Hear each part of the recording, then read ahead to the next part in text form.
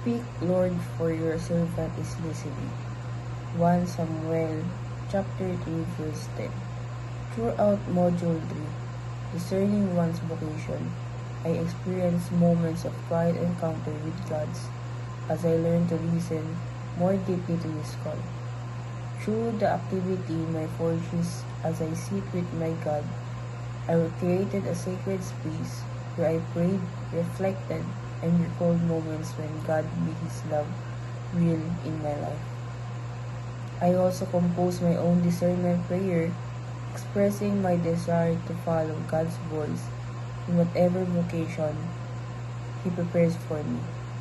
The vocation interview in married life and single blessedness. And I also complete the BEC podcast, sharing and the mystery quiz, which helps strengthen both of my understanding and my faith. After that, I make a Nilay and Letranista to share my experience, learnings, activities, and discoveries about this hero. In this module, I learned that vocation is not just about choosing a path, but allowing God to guide my life with peace, openness, and trust.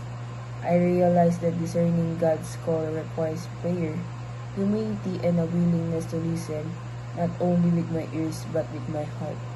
I discovered that I am capable of deeper reflection than I expected, and that God speaks through my experience, desires, and even my uncertainties. One challenge I faced was being honest with myself about my fears and doubts, but this also helped me grow in courage and faith. The module made me feel guided and loved by God, reminding me that whatever vocation He calls me to, it will always lead me toward holiness and service.